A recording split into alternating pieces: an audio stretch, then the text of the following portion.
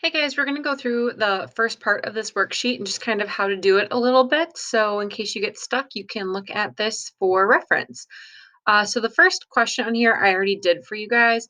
The first thing you're going to do is you want to make sure to balance the equation.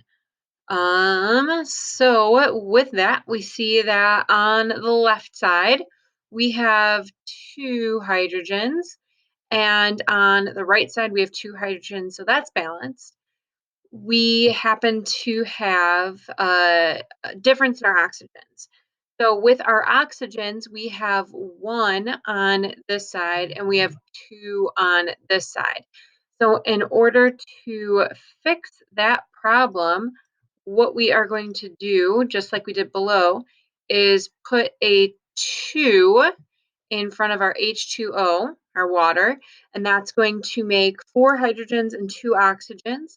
And then in order to balance out our hydrogens, then we just put a 2 in front of that guy. And that one would be a decomposition, and that was an unbalanced equation. So let's go down to the next one that you guys are going to solve. Okay.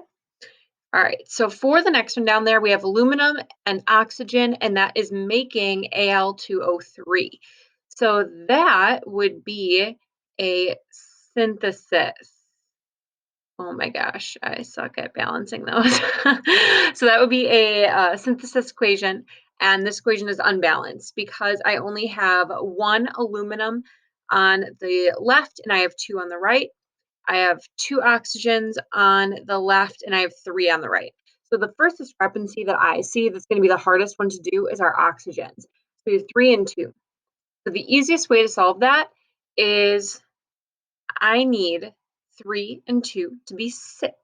That's like our next most common number of what we can do. So in front of our oxygen here, we're going to put a 3. And then over here, we're going to put a 2. Okay. So now we have 2Al2O3. And our oxygens are even. We have 6 on each side. But now we have 4 aluminums on the right. So to get 4 on the left, all we need to do is just put a 4. And then that would be our balanced equation. So originally it was unbalanced. Oh my gosh, I can't circle things. And then we made it balanced. Okay, so our next one that we have down there, we have BaCO3 getting broken down into BaO and CO2. So that would be decomposition because you have one thing getting broken down into 2 things. Okay, I have one Ba on the left, one on the right, that's balanced. I have one C on the left, one on the right, so that's balanced.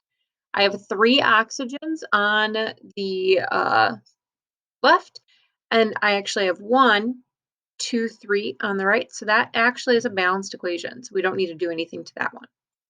Okay. Our next one that we have is potassium plus chlorine equals potassium chloride. So that would be a synthesis reaction. Okay, that's our synthesis reaction. So our potassiums are balanced, but our chlorines aren't. I have 2 over here, and I only have 1 on that other side, so I'm going to put a 2 in front of it. So now my chlorines are balanced, but my potassiums aren't, so I'm going to go back and put a 2 in front of my potassium to make it all balanced. So originally that was an unbalanced equation, and we just balanced it. Okay. And then for our last one, we have H2SO4, so we have hydrogen sulfide equals water plus sulfate. Okay, so this is going to be a decomposition reaction. We have one thing getting broken down into 2 things. Now let's do our counting and let's count everything. So I have 2 hydrogens on the left, 2 on the right. I'm good. I have 1 sulfur on the left, 1 on the right. I'm good.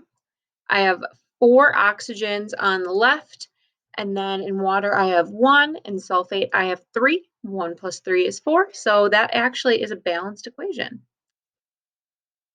Okay, so those are the answers for the first couple, and then make sure you guys watch the video for the answers for the next one.